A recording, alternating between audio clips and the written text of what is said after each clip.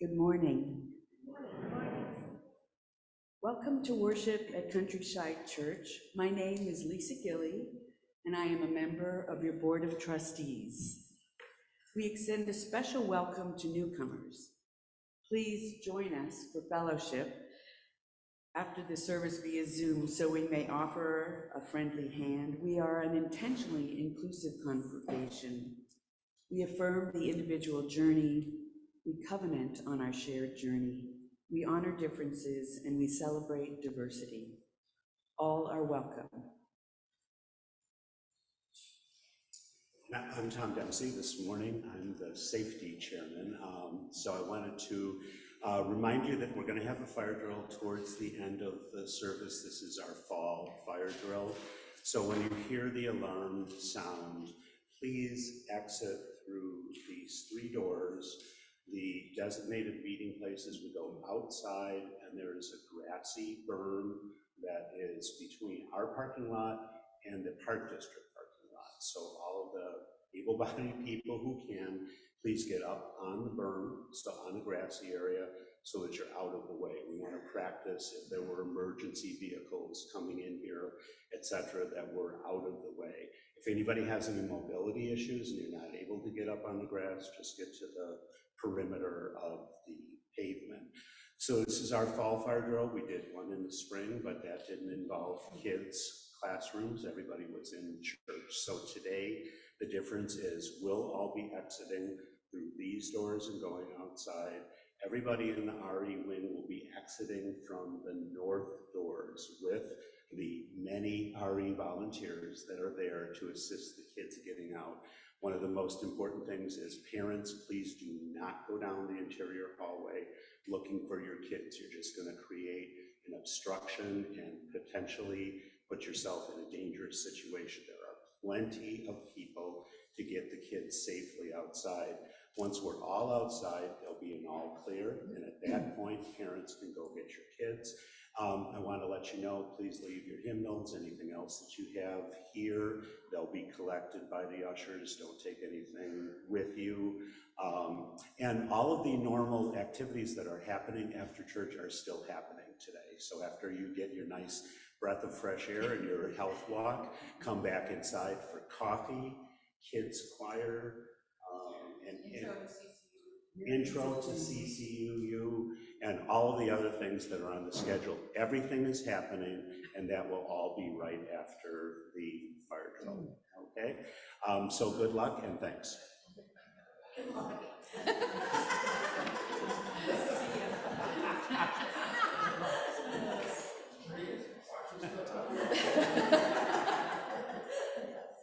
Thank you, Tom. I do want to mention that Reverend Denise is watching with us on Zoom, but so as not to infect anyone, she pre-recorded her sermon today. And she also included in the sermon a piece that she recorded with Reverend Matt Aspen, who is the minister at Prairie UU Society in Madison, Wisconsin. And it explains how our covenant is not sealed and why, and I'm curious about that. I thought there was a typo, but that's what it is. So our covenant is not sealed and why. So you'll be seeing that as part of the service. Please read the weekly email updates for news of all of our activities and events. And we share some brief, actually plentiful this morning, plentiful brief announcements as an outward symbol that our work is worship in action. Newcomers are invited to attend a brief orientation to Countryside Church and Unitarian Universalism. It's offered today and the first Sunday of every month, following the worship service in the Stokes Room, which is in the classroom wing at the end of the main hallway. This is about the Chalice House. Who's moving into Chalice House? We don't know yet, it turns out, but we will know very soon. And it's possible that it will be a family from Central or South America. Now we have a question for you. Do you speak Spanish or any other foreign language? If so, a hand is up. Yes. And there will likely be children. If so, might you be willing to serve as a mentor or a translation resource? Please send a no obligation email to chalicehouse@ccuu.com, letting us know your abilities, and we can get back to you with more information. Thank you from Christine Organ and Laura Mandel. Our monthly theme for November is change. Please help us change lives by donating your pocket change to guests at your table. There are boxes on the table in the narthex, ready to receive your spare change each week during the month of November. And that means our baggie of coins, Mike Gilly. It's been sitting on our desk for about a year and a half. This is about the holiday gifts for Palatine families in need. Sign up, please, by November 13th if you're interested in it. This program makes a huge difference to these families over the holidays, and if you'd like to participate in this great program, please contact Judy Ball by November 13th and either request an adult or a child. Gifts need to be delivered to church or to Ellen Vinzani in Arlington Heights by Sunday, November 27th. Oh, there'll be a table. There's Judy Ball. There she is. There'll be a table in Atherton Hall after today's service ends. Our very own collaborative pianist, Janice Razak, whom we love, has been chosen as Illinois State Teacher of the Year.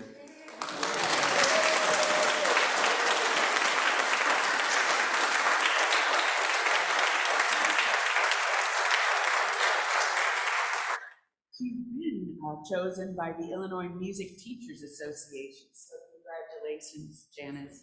But wait, there's more. The Music Teachers National Association looked at all the teachers from all the United States, and Janice is now awarded the National Music Teacher Award of Teacher of the Year.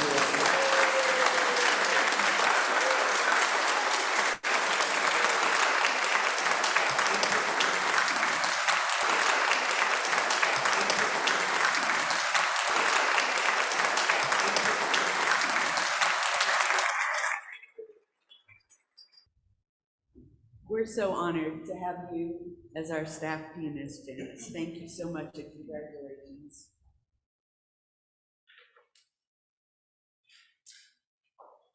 Since I'm up here and I have the power of the microphone, I'd like to make a personal announcement and an appeal. Are you looking for community? Are you hoping to make connections with new people? Are you looking for that spark of happiness when you look out at someone and you've bumped into old friends? Do you like helping people feel at home and find their way into a new community? Come with me. Join me any Sunday morning here at Countryside Church at about 9:35 a.m. Just the weest bit earlier than service. You'll find me near the front door. You can help. You can help me. You can be a greeter or an usher. You can be a welcoming and integral part of our beloved community. You can be an ambassador for Countryside Church. You can work side by side with kind, super fun, and cool people like me and Nancy Frank and Laura Mandel and Karen Epps and Helen Moore and Barry Burr and Michael Gilly. We are the best. You will love us. And we will love you, and I will love you. You can be helpful, you can make new friends, you can feel enriched. Come find me after service and I'll tell you more about it, or just show up a little early any Sunday morning. It is simple kindness, it's helpful, I will love you. You will feel a deeper sense of belonging, and who doesn't love that? Thanks for listening. Where's Jeffrey? It's your turn.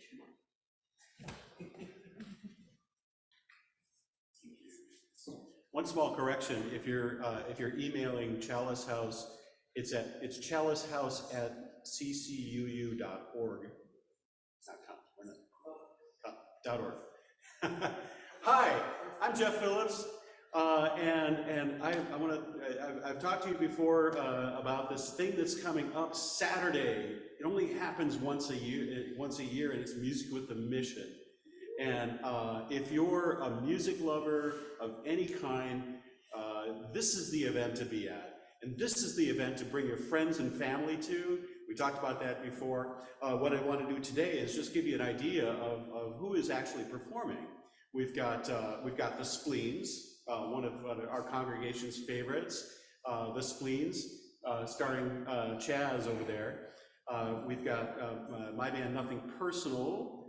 We've got two really good singer-songwriters. These people are local, and they write their own music and sing it along with usually playing guitar. We've got AJ Rosales is going to join us for the very first time. For the second time, this guy with a beard. I don't know if you remember the left-hand guitar player with a beard. That's Vince Foss is going to join us. Plus we have some other surprises. We got this choir is going to perform a song. It's going to be a riot, and we're going to turn that room into a nightclub. There'll be admission at the door, and there'll be beer and wine for sale. There'll be soft drinks. It's okay to bring kids. We're just going to have a real riot there next week from 7 to 10 p.m. There are flyers out there if you want to remind yourself, or you can get your phone out right now and put it in the calendar.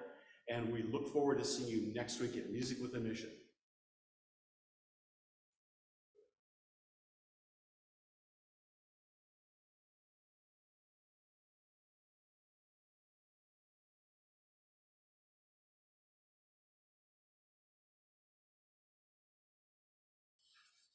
Good morning. Good morning. These are words written by Reverend Denise Cawley, read by me, Mary Sheldon. I am your Director of Lifespan Religious Exploration, she, her. Many of you have asked what it means to be a covenantal faith. Your questions are vast.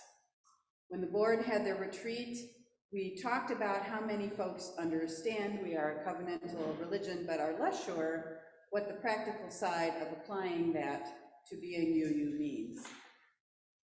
Some come to our faith expecting it will always stay the same, and it does not. Maybe they memorize the principles or know our sources. They might approach it like they did a creedal faith they once belonged to. Unitarian faith changes as we learn more and gain greater insight. Even our UU principles change. And that is what Article 2 is about, that you keep hearing about. The principles are being rewritten. And our faith, the only constant, is change. Change is our theme this month, and the first step we use to adapt to change is covenanting. This month, we step into looking at how change is our constant. By making covenants and practicing covenant, we learn how to embrace change.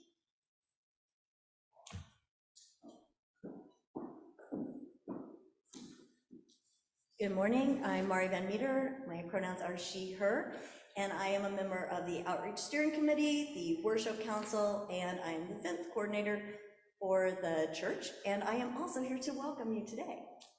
Whoever you are, from wherever you come, you are welcome here. Whomever you love, however you define family, you are welcome. The identities you hold, how you want to be called, the pronouns you choose, are respected and welcomed here. Whatever the color of your skin, the language of your grandparents, the cultures that move in your being, the abilities and your disabilities, we welcome you. Whatever you believe, whatever your theology, prayer, or sacrament, even if none at all, you are welcome. We unite in Unitarian Universalist principles. We are a community of communities, spiritual seekers acting in the name of faith by doing justice work, united in covenant and in the spirit of love. We welcome all of you. Welcome to our service of love. Now it's time to light our chalice.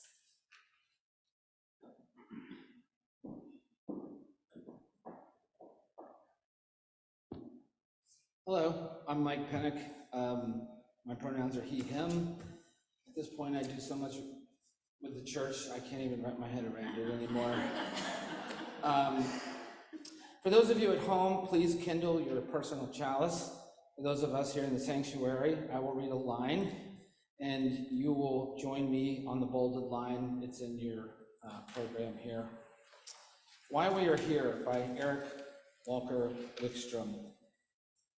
Here today, in this place, and with these people, may we listen so that we can hear. May we hear so that we can feel. May we feel so that we can know, and may we know so that we can change ourselves and this world. May this chalice we light our way with this spark of change. Light our way together. Remain standing, please. In our covenant, Countryside has a covenant that we can return to again and again in times of change to remember our promises to one another. Please join me in reading our covenant. We unite to strengthen the bonds of kinship among all persons, to promote human dignity, and to increase reverence for life's creating, sustaining, and transforming power through worship, study, and service.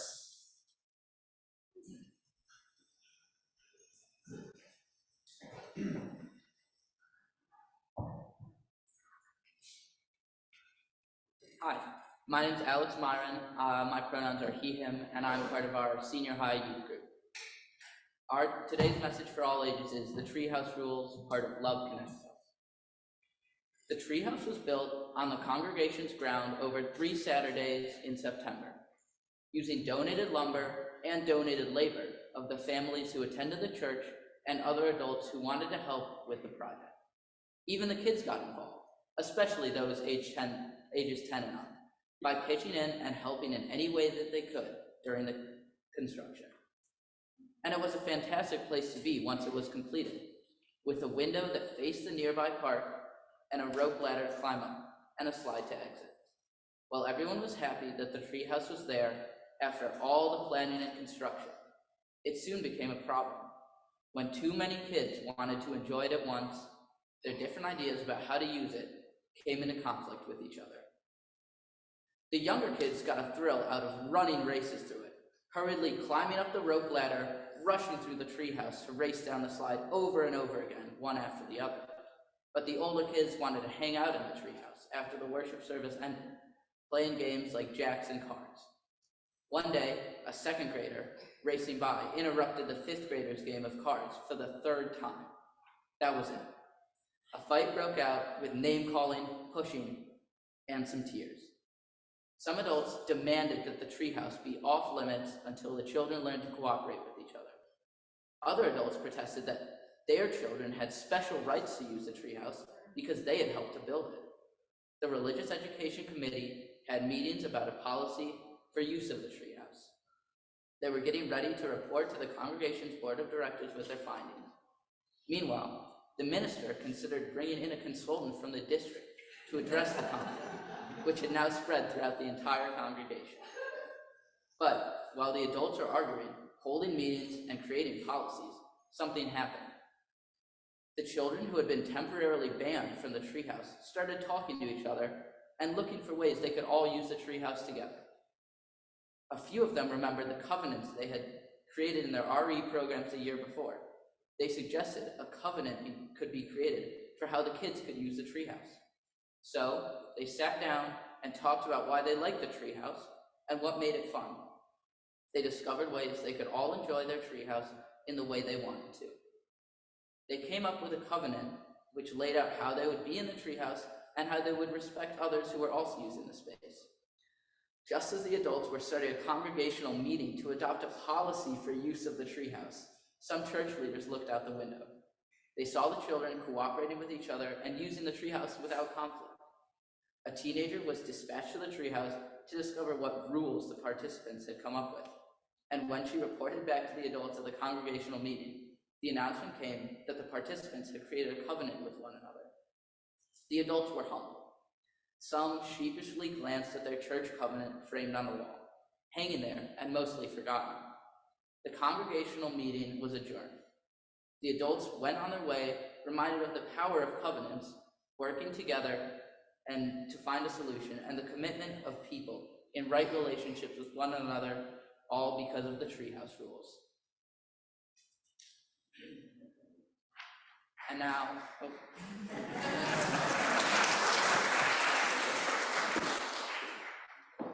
now for our young people who follow me to their religious exploration class. Last week, during our All Souls Worship Day, we regret that some names submitted online were left off of our honoring worship. So we read those names today and light a special candle in their honor. Elizabeth and Seymour Bloom. Naomi Berkowitz. Paul Berkowitz. Bernard and Helen Berkowitz.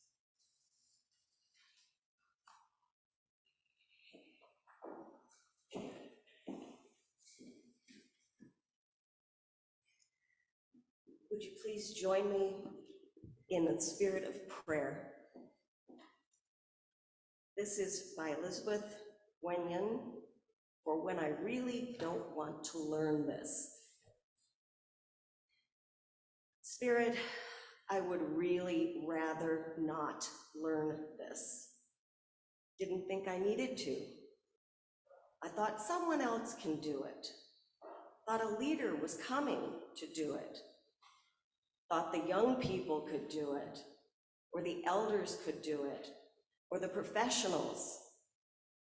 Or I don't want to learn it because it means letting go of something I hold dear. Letting go of being someone who knows the answers. Letting go of being someone who doesn't know. Letting go of the way I see the world. Letting go of how I might have to change. Letting go of certainty and of logic, of facts, of control, of the myth that you can live on this earth and not harm, or the myth that I can't learn anything new. Help me to learn it, please. And then help me to live what I have learned and do right by the gift of being taught.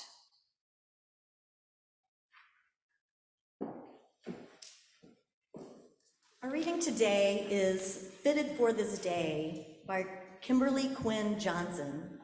In this passage, Kimberly quotes the words of June Jordan, "We are the ones we have been waiting for," which is our words excerpt from the Poem for South African Women, which she presented at the UN on August 9, 1978. We are the ones we have been waiting for. We are not perfect, but we are perfectly fitted for this day. We are not without fault, but we can be honest to face our past as we chart a new future. We are the ones we have been waiting for. May we be bold and courageous to chart the new future.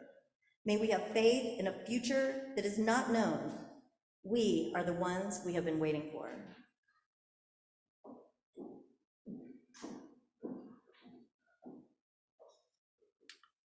Today's sermon is titled Covenant is the Cornerstone. 3 of the main stones used in the building processes are the capstone, the keystone, and the cornerstone. Each type of stone performs a specific function, and the design of a building, like the one behind me, is integral to take those all into consideration. Likewise, our congregations, principles, and covenants provide the foundation of our UU faith. A lot of people don't realize it, but covenant is much older than the principles. Our UU principles have only been around for a few decades. And we often think of principles as the most integral, I think because they're numbered. It's so handy, right? Covenant is harder to wrap our hands around. Capstones are protective stones designed to shed water away from the structure and prevent damage. They might be seen as the folks who make coffee and the best potluck dishes in a congregation.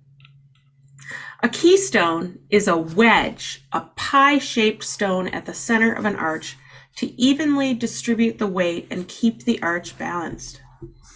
Staff and great volunteers are keystones in a church.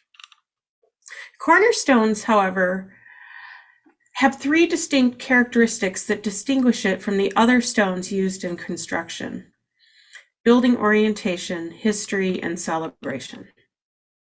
History shows the cornerstone was the first stone set during the building process. The cornerstone is foundational. When buildings were made of stone, the placement of the building was not determined by village boards and ordinances, but instead by the stars.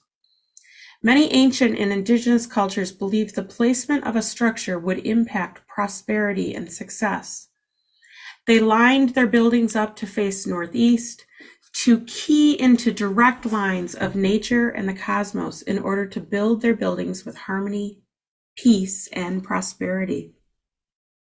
The cornerstone was so important that when it was placed, priests and spiritual leaders led ceremonial rituals for the community. In churches, we can think of capstones like folks who try to prevent damage. They might be warning us to look at the church as a system, which you'll hear me and Reverend Suzelle talk about a lot. Those people also might be our elders or wise young families and the board all working together to protect the structure. And that's not just the building structure, but the structure of how the community works together. Think of a keystone as the people in the community that we want to recruit to be volunteers or to help lead our groups. They're from all over the community. They can be all ages. They see that everyone from children to elders are contributors to the community and all are needed. We can also think of our bylaws as keystones. They are fine-tuned to protect and involve the whole community. The cornerstone for Unitarian Universalists is covenant. Our entire faith is built on covenant. Other faiths have a creed. Their covenants are closed. They might operate from one book like the Bible that covers all the lessons they need to learn. Those religions tell you what to think. UUs offer new ways to think and expose us to a variety of thoughts, and you choose from ongoing learning. Ongoing learning is essential to being Unitarian Universalist, adding and expanding to your understanding. That's why I have on this heretic shirt today, because heretic, you'll hear me talk about in a little bit, was always about choice and kind of examining things. And that examination is what makes us different from a creedal faith. So, since we don't think about the same things, we need to find ways to act in harmony with one another. I sometimes hear people try to say, well, Unitarian Universalists are anything goes, and that is not true. I like to say all people are welcome, all behaviors are not. But we use covenant to find ways to act in harmony with one another. That's what we use instead. We have individual churches and teams and ministers and boards all making promises to one another about how we will be when we are together, and those are based on our principles. But we've been doing it since before we had principles written down in that form. All the stones hold up our principles, and we check what we do consistently against that set of principles. If you've ever attended a board meeting or one of our committees, you might hear us saying, well, how does that measure up to what our covenant tells us to do? How is our Unitarian Universalist faith going to influence how we act out injustice? Now, there's a popular activist that gets talked about a lot, Jesus. And Jesus, I got to tell you, really got what covenant was all about. Covenant is not about authority or demands. Covenant is not a business contract. Covenant should never be a set of hard and fast rules that carry a punishment. You either obey it and you're out. That's not how we work. In fact, covenanting should be aspirational. How do we dream to be when we are together? Because that's how we go back to the covenant and say, are we fulfilling that? What else could we do to act within our covenant, to call one another back to covenant? So to live in covenant, we have to help one another to be better people.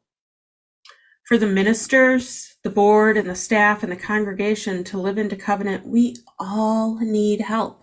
I need help. We are not separate entities, but folks who are all needing kindness and nurturing. When we feel stressed and upset is when breaking covenant happens. It can always be of service to say, let's take a deep breath. Let's pause a moment.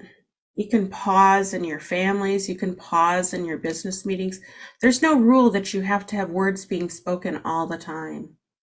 Those moments of pause are where we can sometimes call ourselves back to covenant or call one another back. Now, I want to tell you a story about a friend of mine, Pat. Pat decided to build a fireplace insert for their home. They saved, they didn't go out to eat, they even gave up vacations and visiting family to get this new fireplace liner for their home. This couple had dreamed of sitting by the fire, and they were so excited to make their fireplace more efficient and to be able to finally snuggle up in their living room and have it be really cozy and watch the flames. They researched the company that would install it perfectly. The company aligned with their values. And when the installers came, Pat and Chris, Pat's partner, Chris, sat back watching it all. Sometimes the workers fumbled getting the pieces into the house and then into the fireplace insert. See, they had a small house, and it was tricky to get all the pipes around the corners. But they were paying good money, and these folks should be able to create a miracle fire that they were paying for. When one left some dust on the floor, Pat wrote a mediocre review on Facebook about them. After a week of fires, the insert cracked. My friend's spouse, Chris, was so mad. How could this happen to our brand new fireplace liner? Pat called the company and they said, this happens sometimes to liners, and the best way to remedy it is to weld that spot where it cracked. They told them that it would be 10 times as strong if they welded it. Pat said, how dare you want to take the easy way out? I demand that you give us a new one. If I would have known that that was your plan, I would have just gone to the non-union company down the street. So Pat and Chris were given a new fireplace liner. 2 weeks later, it cracked. Next, Chris grabbed the phone and yelled, "What the Florence Buck were you thinking? We loved your company and you let us down." Frustrated by all the mess and all the time it took to install the new one, they wondered if their home was right for fires at all. "Maybe fires are a bad idea," said Pat. Chris remarked, "They are as bad as every other fireplace company. I thought we had chosen the progressive one that was advertised in UU World, the company that employs formerly incarcerated people and pays them a fair wage. Plus, they run their factory on solar and all their install trucks are electric. I mean, I am so disappointed. They are just as bad as every other fireplace company," said Pat. How many times have you felt that way about something that was happening? Well, Pat and Chris thought about it. Should they try to get their money back? Should they just forget all about fireplaces? And then their lovely grandchild came bouncing in, carrying organic graham crackers from the food co-op and homemade marshmallows and fair trade chocolate. And they asked, "When can we roast marshmallows in our fireplace and make s'mores?" Pat and Chris looked at each other. "Get the phone," they exclaimed. When Pat found their cell phone, they paused. Chris knew what Pat was thinking. We have to apologize, don't we? Yes, we have to be kind and curious and apologize for rushing them when they were installing. And so they did. They were apologetic.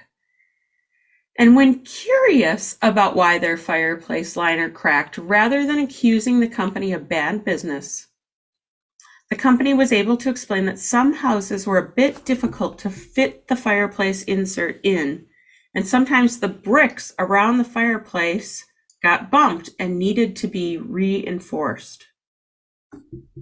The installer came out and found that the fireplace arch indeed had a cracked cornerstone.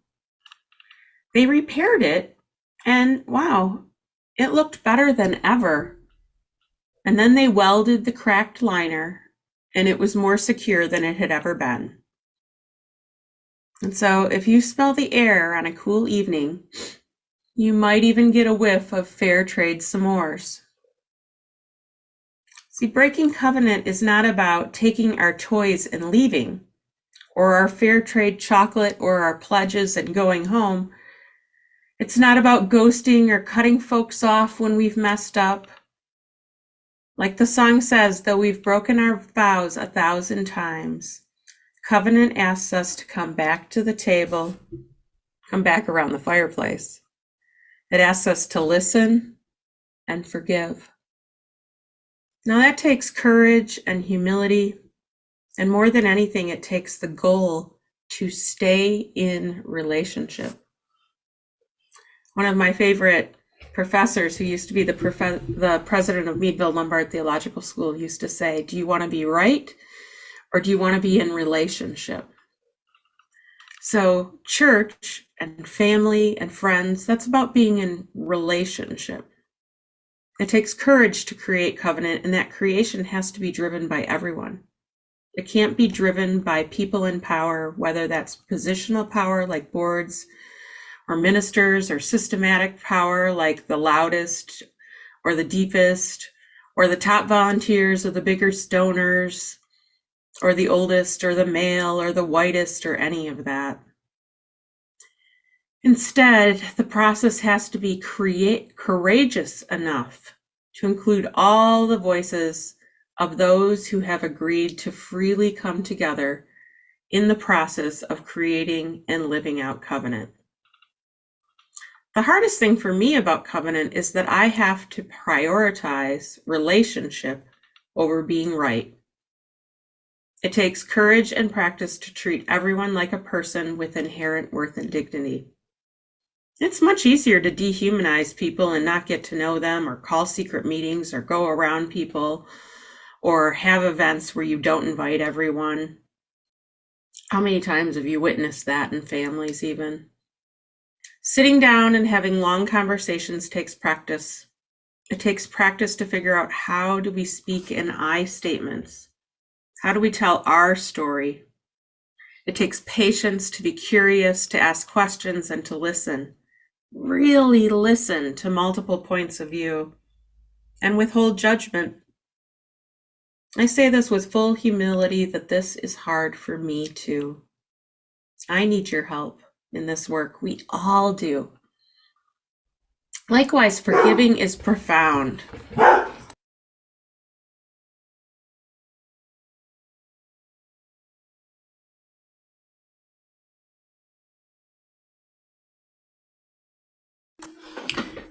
Apparently, one of my dogs thinks forgiving is profound too. So, can we allow one another to crack and then help make that weld stronger than ever? Collectively, we can be stronger by helping the fireplace installer carry the pipes, by offering people the opportunity to make something right rather than demanding our money back. Board members and ministers and staff and friends and family, all those people you covenant with, they need kind notes and direct conversations, naming of feelings rather than judgment. Kindness means stepping back when things are hard or in our own lives and telling folks that you are having a difficult time. Many of you and I have gone through some very hard personal things while also carrying out the work of this faith. So be gentle with one another. We all need kindness. I know I need it. I need your help. You all need each other's help. I'm here to help you too. And so is Reverend Suzelle and the staff and the board. We all need this opportunity, any opportunity, to keep making things better. And you might wonder, how do I do this?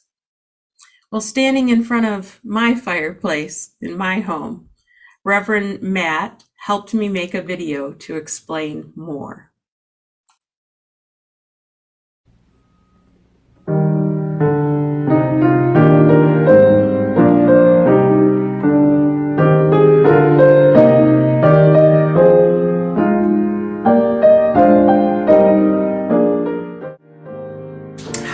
Reverend Denise, and this is Reverend Matt, and he's going to help me out today with an explanation about how covenant works.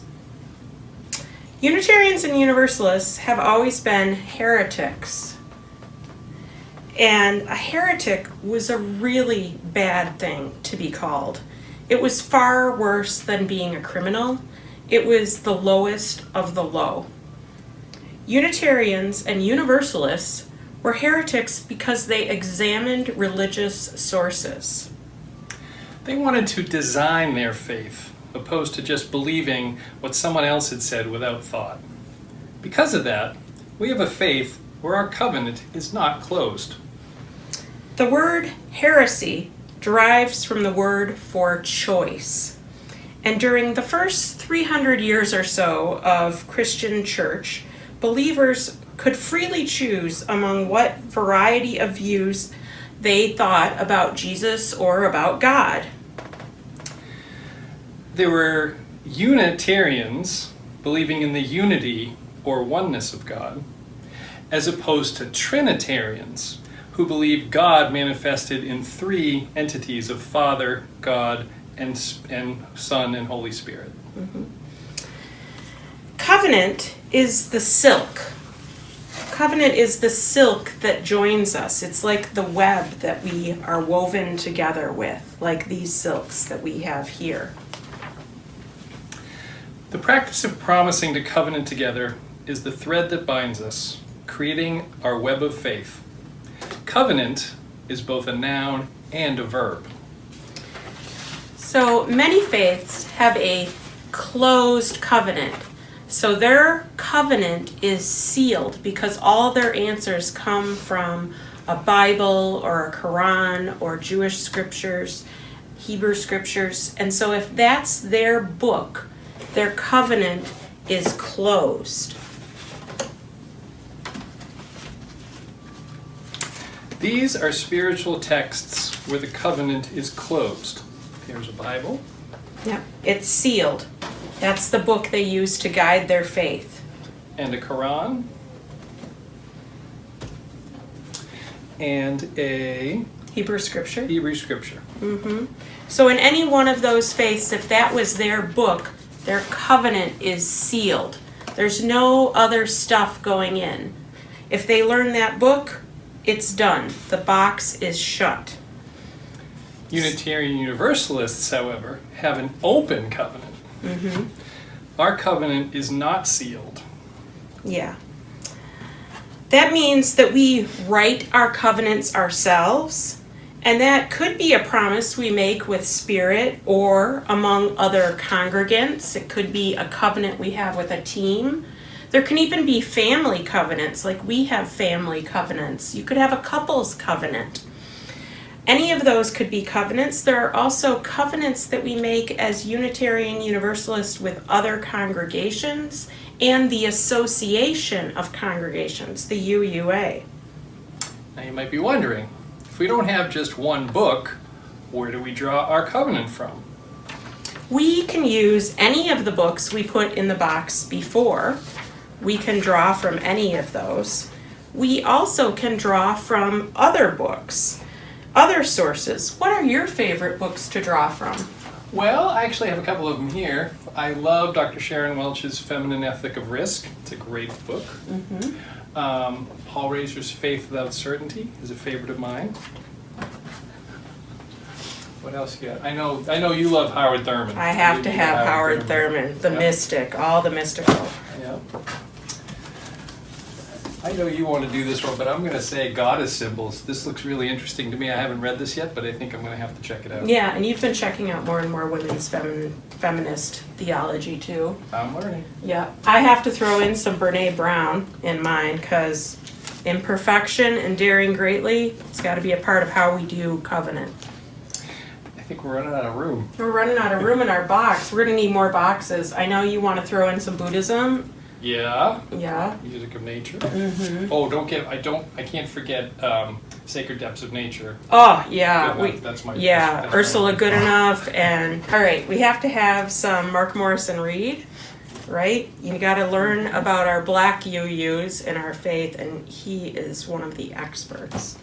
So This is going to fall over. I it's think. gonna fall over, but I mean, we need art, we need Dolly Parton, we need all kinds of. I mean, you know, more Burnett. Oh, you got to have some more goddess study, right? And women's feminist and womanist theology. Room for the broom. Yeah, we need more in the room. Yeah, and some transcendentalism. You know, some mindfulness.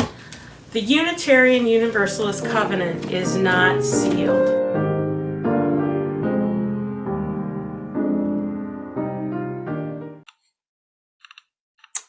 So covenanting is hard. It's hard to continue to learn all the new ways that Unitarian Universalism continues to open that covenant up wider.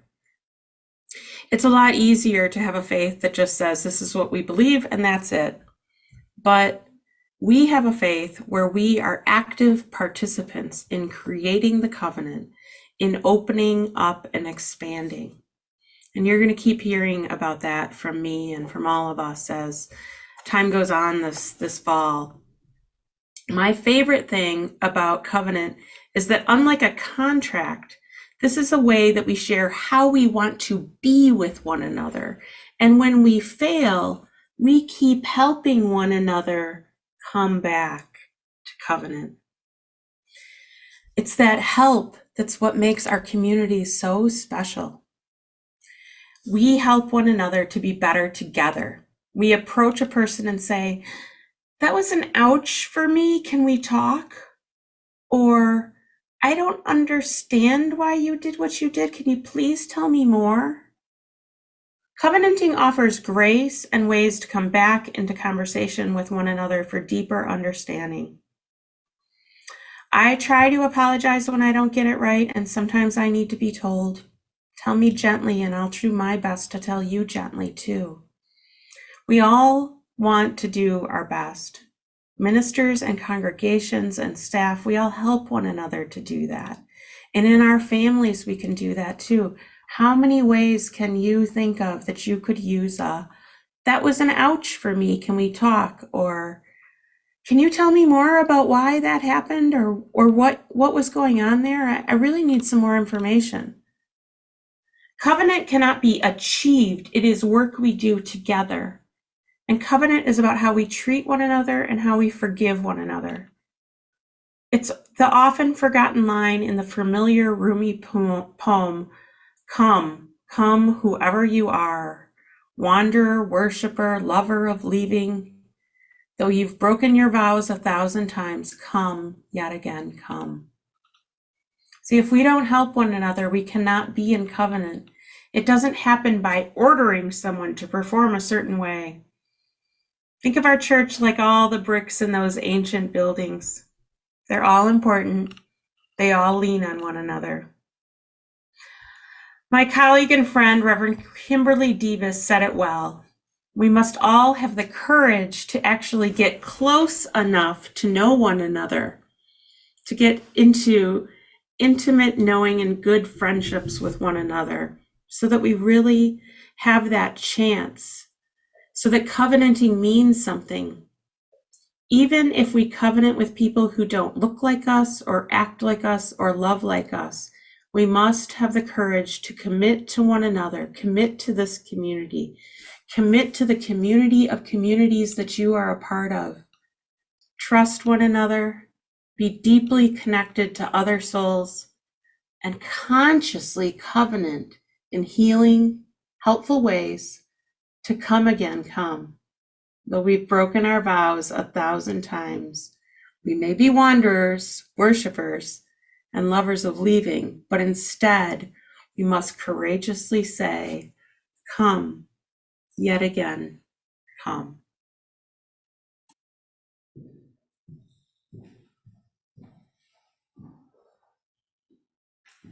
That makes me want to say our covenant and go off script, and I'm going to say it if you'd like to join me. We unite to strengthen the bonds of kinship among all persons, to promote human dignity, and to increase fairness, lives creating, sustaining, and transforming power through worship, study, and service. And now is the time in our service that we set aside to share in the communal ritual of giving. Our congregation is funded entirely by the generosity of pledges and stewardship contributions from you, our beloved members and friends. The offering is both symbolic and very real. Through pledges, offerings, financial gifts, as well as the generous gifts of your time, vision, passion, and skills, we make real the covenant of this congregation, and we manifest our principles in the world. Therefore, give to the offering as generously as your real means will allow, and empower this congregation now and into the future. And if this is your first time worshiping with us, please let the basket pass you by. Your presence is gift enough for us, and thank you.